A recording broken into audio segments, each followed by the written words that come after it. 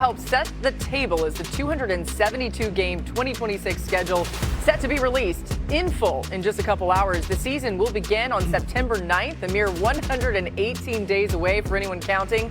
I am. It'll feature a record 9 international games. Yeah, Dan, let's get right to it. What's a non-divisional matchup that has you most excited? Feels like the offseason just started. I am going. Thanksgiving slate kickoff is remarkable. The Packers and the Rams. The Rams should be heavy favorites to win a Super Bowl. Matthew Stafford coming off of the MVP season.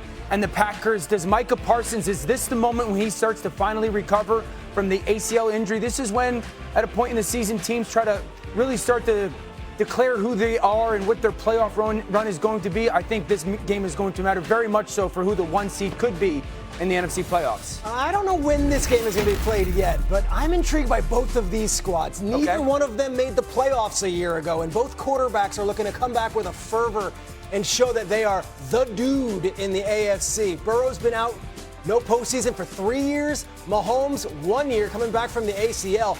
But I'm wondering if this game is late in the season, playoffs on the line, Bengals versus Chiefs. Once upon a time, just so recently ago, this was a big rivalry in the NFL. Yeah, I'm going with the Detroit Lions against the Buffalo Bills. The big thing for Josh Allen last season is where are the weapons? We know Josh Allen is one of the best quarterbacks in the National Football League. This is a big matchup. We saw the Detroit Lions have a bit of a regression after they lost both coordinators. For the Buffalo Bills, they have DJ Moore now. They have Skylar Bell that they got in the draft, as well as Khalil Shakir. With these weapons on the outside, they have a really good receiving core. So what will Josh Allen look like with a brand new coaching staff and brand new weapons on the outside? So glad you're with us today. It's a big day here. We've got NFL Live, but then at 8 Eastern, we are coming your way on ESPN to release the NFL schedule in full for 2026. It's going to be a whole lot of fun. Hawk, Peter, Dan, Kyle Brandt will join us. Adam Schefter is with us. We've got some great guests tonight, including Joe Buck, to talk through Monday Night Football. But let's get to some top scheduling stories as Adam Schefter does jump in here. What's up, Shefty? The week of Thanksgiving is shaping up to be an all-timer. What do we know at this point?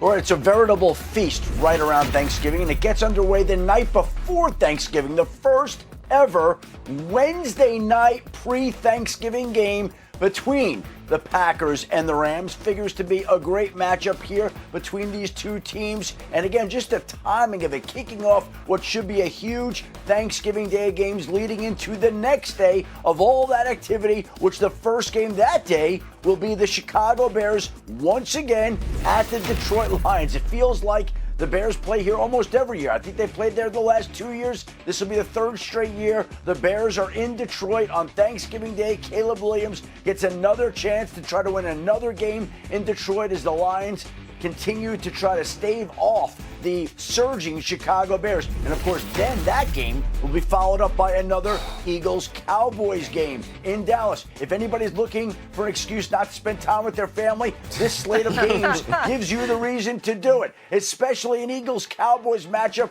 that'll be one of the higher-rated games of the season in Dallas. Thanksgiving Day, there are some major Thanksgiving Day matchups coming. Yeah, that's already excellent, and we're still waiting on the 8 p.m. game and the Black Friday game, so it will get even better later on tonight, 8 p.m. again. That's when we find it all out. Thanks to Adam, you're with us for the rest of the time and tonight. Oh, my goodness, we got to go. Already? We got a turkey. We're there already. All right. Hey, we're doing gobbling turkeys? This is a little weird. The Lions and Bears will play on Thanksgiving for the 21st time, with the Bears leading the Turkey Day series 11-9. Only the Lions and Packers have played more often on Thanksgiving, and Detroit won the last Thanksgiving matchup between these teams just 2 seasons ago after Chicago won the previous 3 from 2018 to 2021.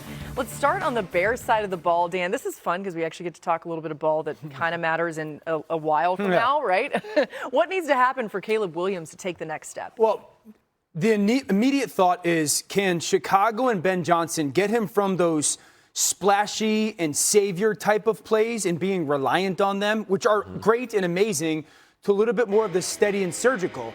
I think that's the first place my thought goes to. But then Hawk, Peter, Laura, I'm like, is that a need? You know, because I grew up in the era with this offense that, like, you do want that steady, you do want that surgical style of quarterback, but you also don't want these type of plays to go away. No, that was... And I think that's the challenge in Chicago is you definitely want more consistently the completion percentage, all that stuff. But I also don't want to make him a lesser player. I don't know what the exact balance for Chicago with that is going to be. I hope it's not check down Caleb. That's the last thing what you I'm want. looking for. But you need something. He is the reason why they drafted him first overall was for the splash. 100%. He's got to bring up the. I look at year 3 for Caleb Williams. To your point, what's the next step? Because you go through it. Year 1 was almost like a write-off, and they got rid of the entire coaching staff and the offensive voices in his ear, and they tried number 2, and then Declan Doyle's not there anymore, who was a very key piece. Look at these 2 other quarterbacks who made this similar progression from year 1, year 2 to year number 3. I thought this was really good, and I asked Ben, our researcher / producer, to put this together. Josh Allen, year 1, 5-6, year 2, 10-6, year 3 was like, I'm here, number 2 in the MVP voting. Jalen Hurts, 1-3, then 8-7, then 14-1. We're going to the Super Bowl. Caleb Williams, very similar, 5-12, then a big bounce. We made the playoffs. We feel good. Is he going to be able to take them, the Chicago Bears, to that next step? Is he going to be in the MVP conversation? The sky is the limit, and I think that is the expectation. I think the thing that stands out with those 2 players, though, is they chased the consistency. Yes. They did. Josh made the commitment to get more consistent. Jalen became one of the most improved passers of football I think I'd ever seen in my life. Yeah. Can Caleb take that kind of step?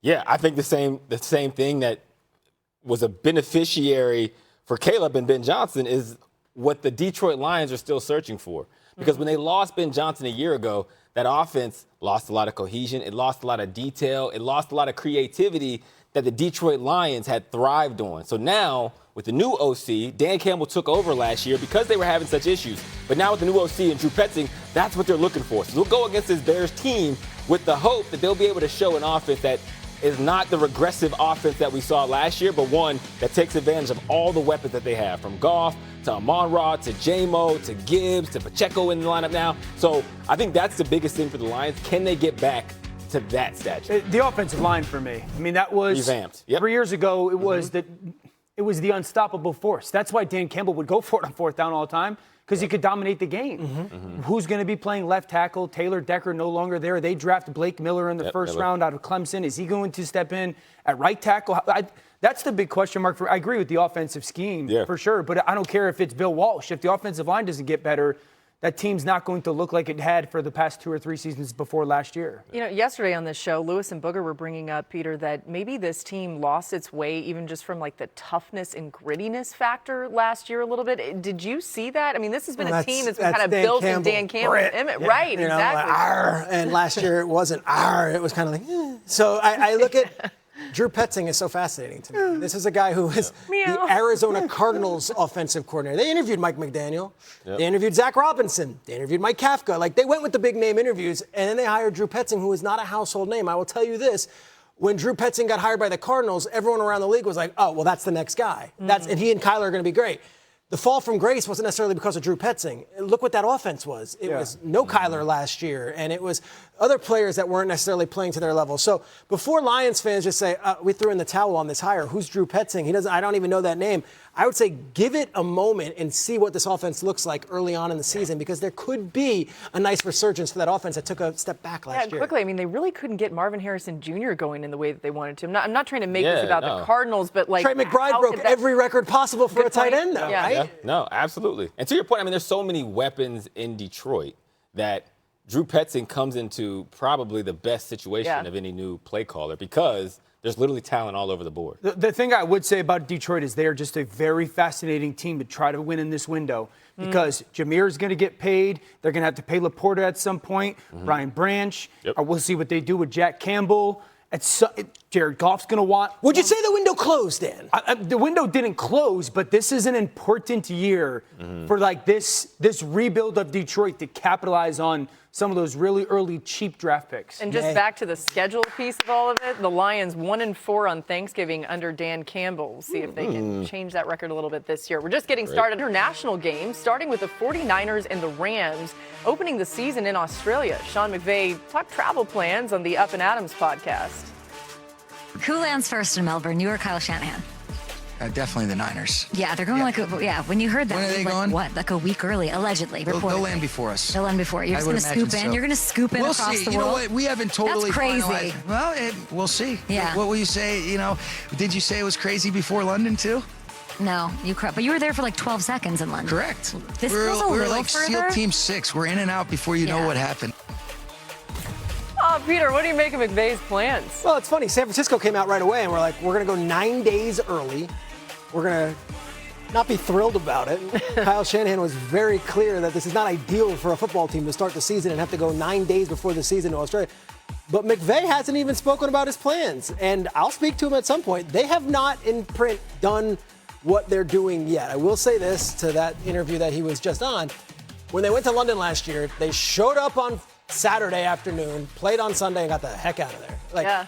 Whereas it looks like San Francisco might be doing a tour of the entire Gold Coast. I don't expect the Rams to be there for as long as that. By the way, we're going to talk to Sean McVay tonight on our schedule release show, 8 p.m. on ESPN. Maybe we ask him a little bit more about that. I mean, that's a tease. Okay, the Ravens and Cowboys head to Brazil for a Week 3 matchup, in a matchup of two teams with tons of changes this offseason. So more on that. The Ravens could have two new starting guards and added Trey Hendrickson and Calais Campbell to their pass rush. The Cowboys also have new faces on defense, highlighted by a pair of first-round picks and Caleb Downs and Malachi Lawrence. Hawk, they did a lot to try to shore up the defense. But with all of that change, which team might need a few weeks to kind of find their groove, get used to everything? Yeah, I think it's the Baltimore Ravens. And look, a slow start is relative based on where the ceiling is. I think the Ravens have a higher ceiling than the Dallas Cowboys, but they have a lot more change. It's not just a coaching change philosophy. You were talking about franchise identity being changed when Hall of Fame coach John Harbaugh leaves for the New York Giants. On top of that, their offense, Lamar Jackson being the staple there,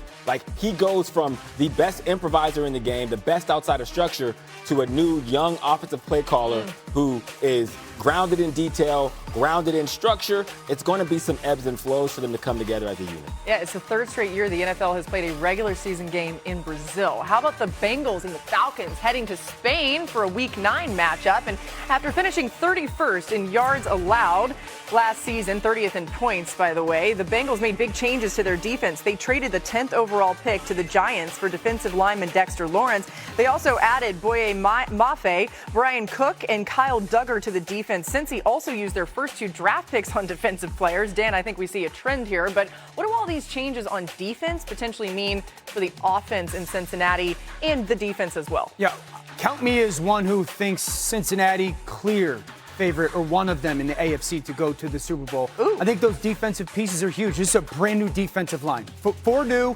potentially five new starters. Dexter Lawrence, Jonathan Allen. We'll see if some of their young players can take a step forward. Cash Howell led the SEC in sacks last year.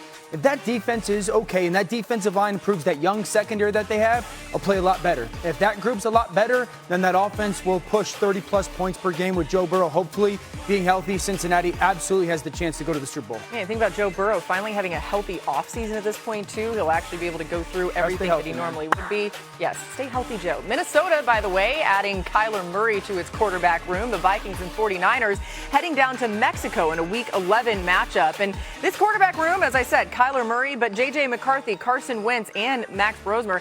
Last season, those three Vikings quarterbacks combined to throw 17 touchdowns and 21 interceptions. Kyler Murray had a better total QBR than each of the returning Minnesota trio, but all four had a QBR at least 10 points lower than the league average of 57. Adam, what do we know about the plans at quarterback in Minnesota?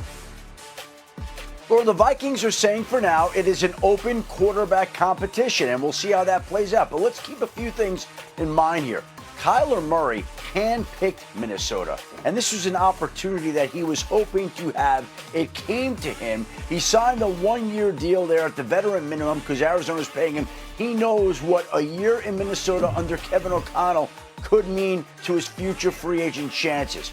Look, J.J. McCarthy should not be overlooked or underestimated here, despite his struggles early on. But there are people around the league who believe that Kyler Murray has to be handicapped as the favorite right now to be the Vikings starter. It's going to be really interesting to see how he handles the team. I'm talking about J.J. McCarthy. They know him well, and Kyler's the new guy coming in, but ultimately, two-game schedule being released. NFL Network, ESPN. Adam Schefter back with us. Shefty, while we don't know the dates of the games, we do know some players will get a shot at their former teams this season. Take us through some of the revenge games that will go down in 2026.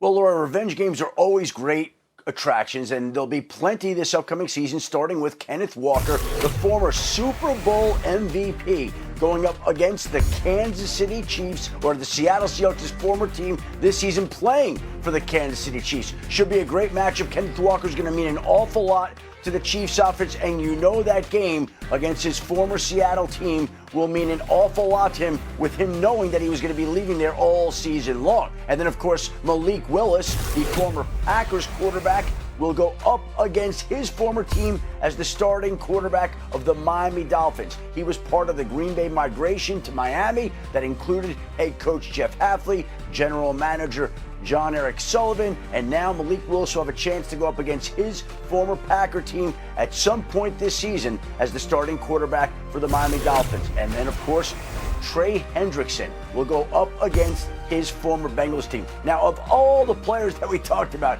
something tells me that that game will get Trey Hendrickson even more fired up than Kenneth Walker and Malik Willis will be for their particular games. We'll see how that works out, but Trey Hendrickson is being counted on to boost Baltimore's pass rush, help replace Max Crosby, help turn this defense around, do a lot of things in Baltimore, including going back to play his former Bengals team twice a season. Again, tonight at 8, we'll find out exactly when these teams are, but we do know some of these matchups. Hawk, I feel like you're perfect for the payback revenge factor. Yeah, exactly. Sure. Is there a game you have circled that falls into this revenge category? It does. It's not a player, though. It's a coach. It's new Chargers offensive coordinator Mike McDaniel going against his old Miami Dolphins. Now, there's so much context to this because, as we famously remember, the Dolphins elected to select Tua Tagovailoa over Justin Herbert, right? A decision that, again, has kind of haunted Dolphins fans to some degree. Well, now Mike has teamed up with Justin Herbert,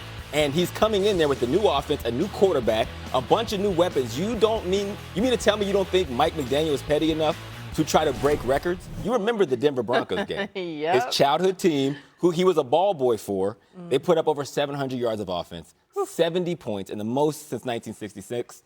This is a revenge game that I would circle if I'm every single NFL fan. Yeah, I love that. And I also love the fact that I think this is going to bring Justin Herbert to a new level that he's been capable of and just needed probably the guy to scheme it all up. Exactly. That's a good word for it. All right, you may have missed Dante Fowler signing with the Seahawks this week. Fowler was asked what sold him on coming to Seattle. He said, it was this message from DeMarcus Lawrence. If you want to win a Super Bowl, you should come here. Dan, is Seattle turning into a destination for free agents? In a way, yes. I would urge Seattle, don't become Philadelphia, because it's all roses when you're the Super Bowl champion, rightfully so. Your offensive coordinator left to become the head coach for a team who had the #1 pick selecting a quarterback. That dude is good at his job, Clint Kubiak. Brian Fleury comes in.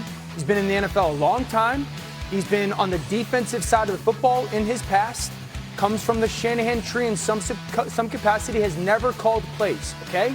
So as great as Seattle is, and Mike Macdonald and the organization, it's awesome. We watched Kellen Moore leave Philly after the Super Bowl, and all of a sudden that offense was terrible. Let's just be careful, Seattle. You lost a really good offensive coordinator. All right, Dan says pump the brakes on some of that. In case you missed this, Troy Aikman jumped on Get Up this week and was asked about his conversation with Jackson Dart, trying to avoid big hits. Take a listen. We had that discussion about him protecting himself, and within the first 5 plays, he just got absolutely blown up on the sidelines. He didn't get out of bounds. So that is, and I was told some of those things. When you're young, when you get into the league, you do have this mindset, and that's like Jim McMahon. I think that's part of what makes him him. I think it's the same for Baker Mayfield. Some of that bravado and toughness is how a lot of these quarterbacks are wired and how they gain their edge. And I think that's Jackson. He doesn't want to get away from that, but I would have to believe that John Harbaugh has already had conversations with him about that, because everyone knows. I mean, you can't lose your quarterback. I was there for that conversation that we were talking about. It was in the lead up to our Monday night game that featured the Giants, and you had Dart's like, I'm going to protect myself better. And then it was like, no. Okay, by the way, Dart does open the season on Sunday Night Football against the Cowboys. Peter, what do you make of Troy's assessment of Dart?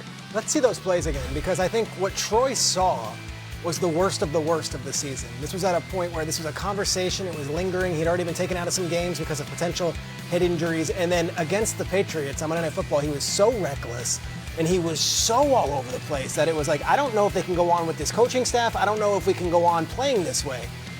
I would like to think when Harbaugh took the job and brought in Greg Roman and brought in Matt Nagy and brought in Brian Callahan, they have enough of experience on the offensive side of the ball with a lot of different types of quarterbacks where this will be priority number one, not losing the essence and the spirit and the competitive nature of Jackson Dart, but also giving him the ideas that it is okay to slide out of bounds. Yeah. It is okay to give up the play once in a while to protect you for the long term. Of course it's a priority.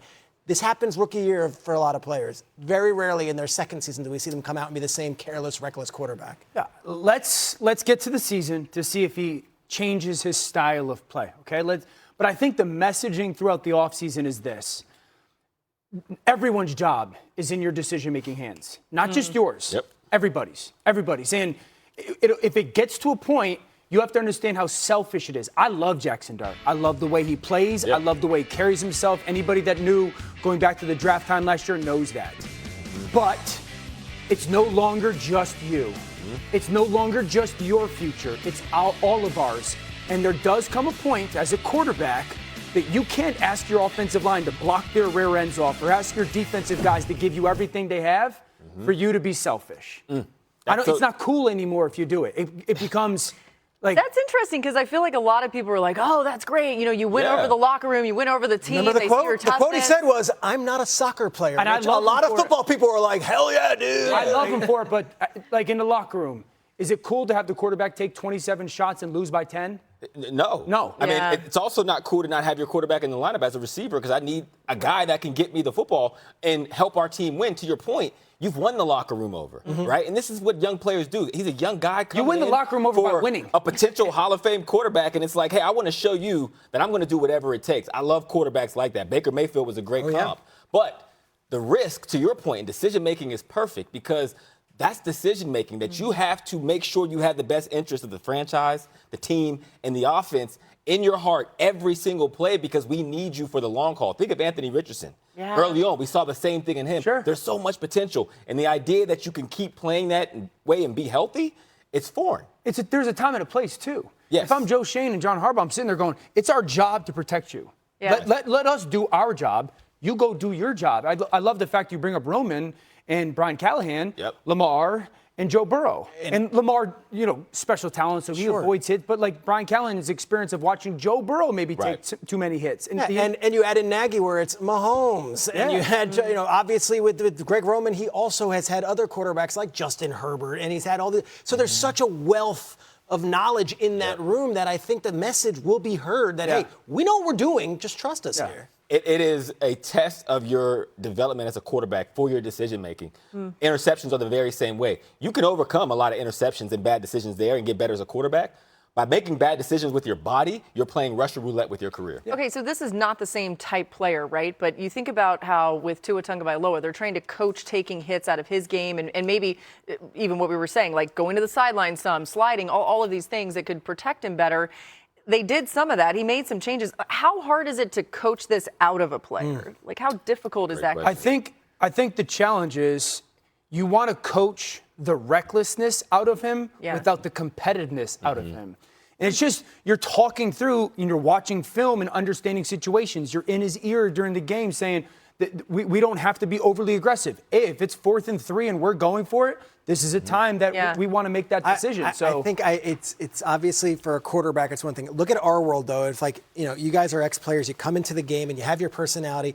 It's almost like you don't want to overcoach them and say, like if I was to say to you, and you got this great spirit on air and be like, no, we need to know more about the route tree. Every time you we don't want to suck the joy out of it. Totally. No, and you don't want to take and that's real. That's a superpower of his. You don't want to take that away. That's for sure. But he's got to adjust in that regard. The Giants are one of the most fascinating teams when we look at the 2026 season. And Adam Dart is not the only Giant star dealing with injury. What do we need to know about the health of Malik Neighbors? Lord, he recently underwent a second surgery on the knee he injured last season to clean up some scar tissue, some stiffness, address that as well. And while it's not overly troubling to the Giants right now, and they're still hopeful that he'll be ready for Week 1 in the Dallas Cowboys and that Sunday night opener, that has to be a little bit disconcerting and troubling that your young star wide receiver needed to have a second surgery on his knee. That's not ideal. Not ideal for the Giants. Doesn't mean he can't be ready week 1. He certainly can be. But these are things that are all little dings on him, and you want to keep somebody as good and talented as Malik Neighbors is, as healthy as possible.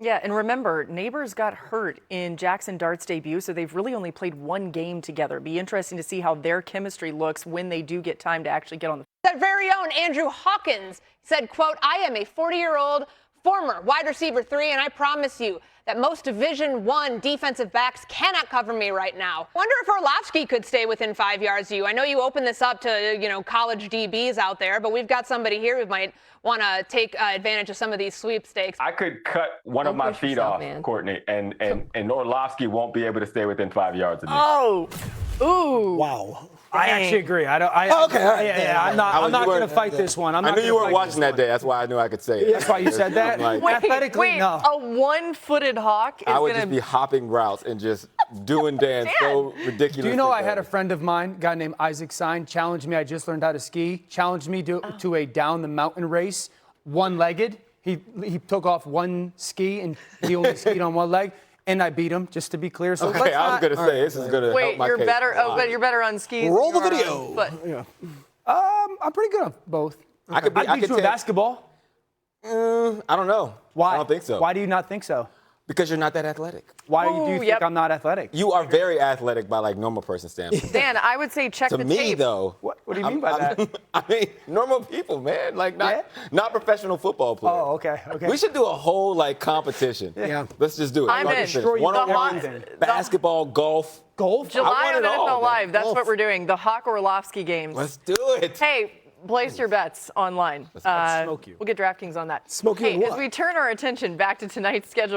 it's a good reminder that the stakes are higher for some than others when the 272 game schedule drops. More specifically, teams around the league try to steal the spotlight with their creative schedule displays. Mina Kimes has more on the social media Super Bowl. It's true. She is about to win Celebrity Jeopardy. We hope so. Come on, it goes Mina. down tonight. Hi there, Jimmy. Hey, my name's Zach. Well, Billy? Zach. How would you like to take a break from detention and learn how to make a schedule release video? All right, we got 17 orders coming in. Fire 12 brats, extra cheese. Yes, sir. Which of these 3 big cats is not for his opponent? As for the 2023 season, Bengals, you are not the opponent.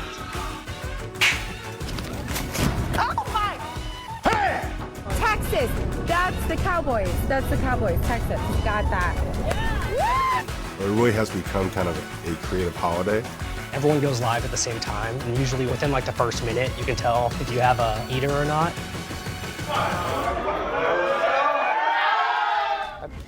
Moments after the 2023 NFL regular season schedule was made public, a viral sensation began. Introducing the 2023 Green Bay Packers schedule. There were animations. Welcome into the DPW schedule release rumble. He just crossed over the 405. It's the LA influencer. Boom! Victory selfie. Special appearances. What's up, Dad? You got room for one more? And for the Vikings, a literal flight through the facility. I can't find it. I can't find the first loss. All part of the competition between the clubs. And that's your 2023 Vikings schedule release. I remember when schedule release really was about how fast can you just get out the list. And then over the years, it kind of morphed into how can you be creative and how you show all 17 games. We're AI-generated voices, Brad. Some social media intern is typing everything that comes out of our mouths. In 2023, the Lions utilized AI and Madden in their video. We are generating a voice for not only our head coach, but our GM and then a couple other people in the Lions organization. Now that's how you let the D build, Brad. You like that? You like that? You like that? You like that? You like You that? like that? And writing a script in their voices to kind of entertain while we're also simultaneously revealing our schedule of games. The Cowboys have gone with celebrities over the last few years. Post Malone, Stephen A. And then, in 2023, Taylor Sheridan, I believe you have something in mind. Who's going to be that celebrity personality that's in it? We've kind of made that lane for ourselves Because of the high-profile nature of our brand, we have access to a lot of celebrity types. That's really beautiful, Jerry. The Chargers continued to drop Easter eggs, which are hidden references for eagle-eyed fans. You guys ever write jokes where you're like, are we going to get this one through? Or Constantly. Yeah, constantly. We have a document, it's called the Chargers 2023 Schedule Release Burn Book, which is basically a running document about every misstep and mishap that is befell every NFL team in the league, pretty much. it's a roast. It's a roast. By schedule release day, the teams already knew who they were playing, but not the where or when. They found out the exact order mere hours before we did. I get the schedule sent to me at 9 a.m. Pacific, and then we hand it off to the editor. Everybody's waiting for that schedule to drop, and then it's how fast can we get it updated. In general, though, on schedule release, the drop date, it's pins and needles. How about a little chili con brownie? But the effort that goes into these videos is always worth it. Hi. It is our kind of Super Bowl for creative teams and social media teams to flex and show off our creative muscle. Is it fair to say that schedule release day is your Super Bowl? I want the Super Bowl to be our Super Bowl, but it's pretty close. Yeah. Kansas City, as both teams have quarterbacks coming off injury. So Adam Schefter back with us now. Adam, does the league putting this game in prime time week 1 mean we should expect Mahomes and Nix to be back out there? Laura, what I would say right now, it is 5 months to the day that Patrick Mahomes tore his ACL and his LCL. Right now, the Chiefs have said that he is way ahead of schedule, and they're pleased with the progress he's making. But there still is a ways to go, and there still are 4 months until that Monday night regular season opener in Kansas City against the Broncos. And I think the Chiefs feel confident that Mahomes will make it back, but there still is work to be done on his behalf. And the same is true with Bo Nix, who underwent 2 surgeries on his ankle. Both quarterbacks seem to be on track to be able to meet that Monday night game. Bo Nix is probably going to be ready for the start of training camp. There don't seem to be any major concerns or real issues there. I think the question is more with Mahomes, but the Chiefs right now have said that they are very comfortable with where he's at, and it does look like he's tracking to play that Monday night opener. All right, listen, I want everybody to be healthy, take their time getting healthy, but my fingers are fully crossed that we will see Mahomes versus Nix in this game. And despite winning the AFC West with a 14-3 record last season, the Broncos are the 3rd favorites in the AFC West for the upcoming season. According to DraftKings Sportsbook, the Chiefs, coming off a 6-11 season, their first double-digit loss season since 2012, they're plus 160 favorites in the division, just ahead of the Chargers. So, Dan, on the Mahomes side of things, how tough of an opener is this? Thinking about that Broncos defense, what they're going to be facing, even though they are at home, assuming it is Patrick Mahomes starting in this game. I think it's the toughest opener Kansas City could have had with Patrick. They have his number. They have him and the Chiefs' number. His last 4 starts over the course of 3 seasons against Denver, they've scored 19, 16, 9, and 19. That's the average of 15 points a game. Dan, that's a really good stat. They're 1-3 against him. That is alarming. Right? This is Patrick Mahomes and the Chiefs. By the way, they've gone to the Super Bowl over the course of that span. And the one win was the blocked kick. Yeah. It would have been Leo Chenal if not for that. Yep. So this is a brutal start. I'll be interested to see. I don't want to use blessing in disguise. Will they find a positive from the injury, Kansas City, in regards to they have to change their style of play. They have to. They have to be more physical up front. They have to be willing to run the football a little bit more and not be so reliant on Patrick. Does the injury kind of force their hand, and we don't have any other decision but to do this specifically early on in the season? And does it end up helping them over the course of the year? Which is the fascinating piece to the draft, where their first 4 picks, they went defense, defense, defense, defense. When we went into this thing, it was like, all right, are we going to get him a deep threat? Are you going to go with Sadiq and get him another tight end? Because who knows how long Travis Kelce's been. They went defensive back, defensive tackle. Like, they're basically telling you, we believe in the Jimmies and the Joes. We didn't like what we had on defense. Like, we have it on offense. Otherwise, there was a million players they could have taken, you know. They take Emmett Johnson in the 5th round, or the 4th round. Let me explain something here. This is a nothing, like you look at it, you're like, all right, whatever. When they had rookie minicamp, every source that I have in Kansas City went out of their way to tell me, like, we might have gotten our guy we might have gotten something here. They got their Ned Jack McKinnon? No doubt. And, when Pacheco leaves for Detroit and you bring in Kenneth Walker, that might not be a 1-for-1. You might have to add in Emmett Johnson. So it's not A.J. Brown. It's not Stephon Diggs. It's not this bigger name player. It might just end up being like, hey, we got Emmett Johnson at running back who's going to help us a little bit, which is asking a lot from a rookie. Yeah, no, and I like what they did, obviously, defensively. Obviously, they should be much better running the football because of those additions they made in the backfield. The question I have is, do they have enough firepower on the outside? The last 3 seasons we sit up here week in and week out, and we question that. And to your point, you have Patrick Mahomes coming off of an injury where you should ask him to do less, which means you need people on the outside to bear the brunt of that production in the pass game. If they would have drafted a receiver in the first round, I don't think anybody would have blunk an eye. No. Because they're like, hey, this is something you need as well. Now, I like Cyrus Allen, who was like a 5th-round steal for them because killed the All-Star game circuit, wasn't at the combine, and was kind of this under-the-radar receiver that I do think will contribute in a big way this year.